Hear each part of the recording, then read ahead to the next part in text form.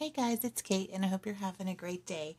I wanted to show you a watercolor technique that you can get using gauze for texture on your paper. So I got this just in the first aid section of my local grocery store, and I got it in a roll, and I cut a few pieces off of that roll to do this demonstration. Now with gauze, it's really neat because you can kind of pull at it and tug at it and separate the strands and make some very interesting shapes, kind of like this.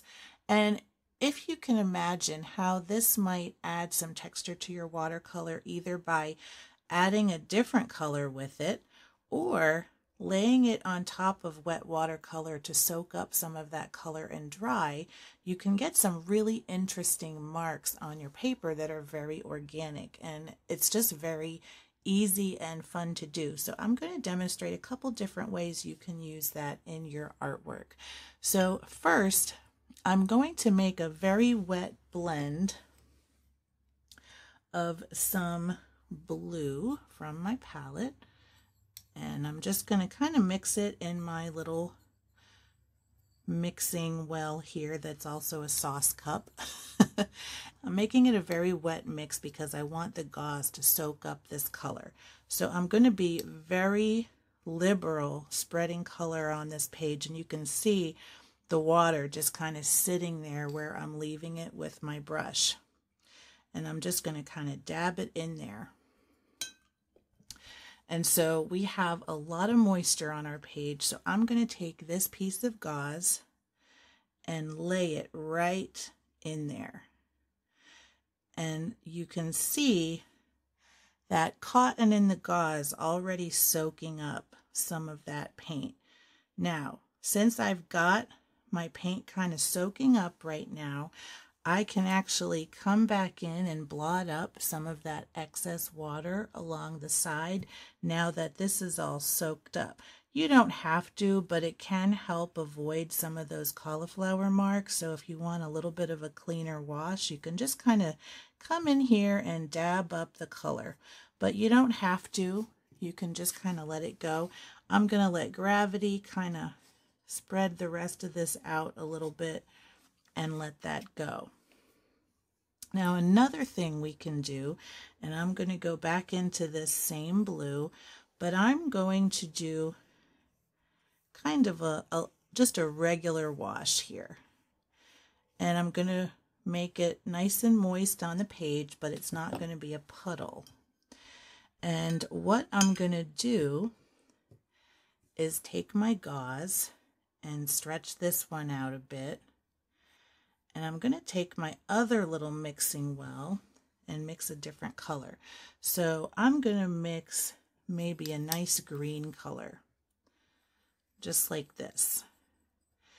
And what I'm going to do with the green, and I'm going to make sure again that it's a very wet mix, and let my brush kind of come off over the side, and I'm going to dip this right in the paint and let the gauze soak that paint right up out of my well. And you can see that paint has pretty much disappeared. Then what I'm going to do is lay this right in my wet paint, and we will see how that dries, just like that. And don't disturb it too much. You'll just want to kind of leave it be. Now you can make some pretty stringy stuff. Like if I wanted to just take a few of these little tendrils, and I can dip these into my leftover blue that I've got right here. And I'm going to need some more water, I think. And this has some green in it as well, so that'll be fine. We'll have kind of a greenish blue color going on. And I'm getting this good and wet. And I can take it out, and it's dripping. And I can put this right on my paper as well. I'm going to pick up these extra marks just to get it off and not dripping so much. I'm going to take the edge of my brush on the handle and just kind of gently touch that down so that I get good contact with the paper. And then we will let that dry as well. Another thing we can do is take our gauze and lay it on the paper just like it is dry. And I am going to just run my brush over it a little bit to get it moist where it's laying. And I've got a little bit of leftover paint in my brush, but I'm not going to worry about that too much. So while it's moist, I'm going to get it to have good contact with my watercolor paper. And then I want to see what it looks like if I take my round brush or a quill brush or whatever you have and mix up a color like this and just drop it right into your gauze, and you can kind of see it spreading out along the fiber. I'm going to add just a little bit more water to this so we get some more spread, and we'll see how this works just on plain paper by adding paint through our gauze and hopefully getting some interesting marks there too.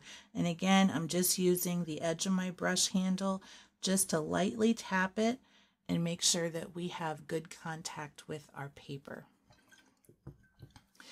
And the nice thing about gauze is you can layer up. So when this dries, you can peel it right off. You can add more gauze, more colors, more layers of paint, and it can make very interesting textures, and it's almost kind of random, especially if you don't have good contact in all your places.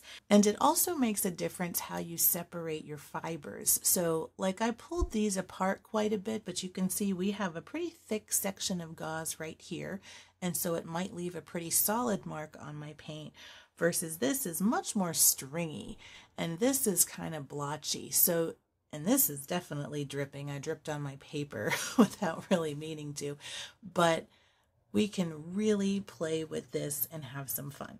So I'm going to let these dry and then I will be right back. All right, we are back and we are completely dry with this gauze on the paper. And you can see where it was all dark before has kind of soaked back into the paper as it dried, and the gauze is actually kind of light colored again. So I'm going to pick this up so we can see the different effects that we got, and you really won't have much sticking to your paper. The gauze really just comes right up when you're working with watercolor.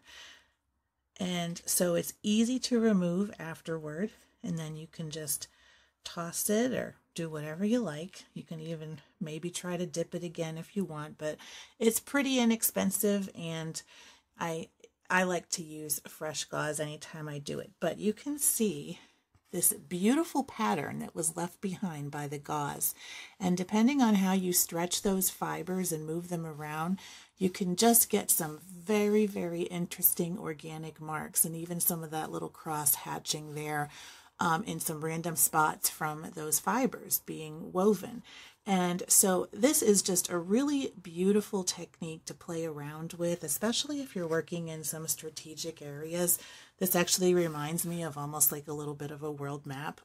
I don't know why. It looks like a continent or something in the middle of the ocean. But anyway, I hope you enjoyed this video and you try some of these effects in your own artwork. If you like this video, make sure to give it a thumbs up. And if you want to see more like this, make sure to subscribe to my channel.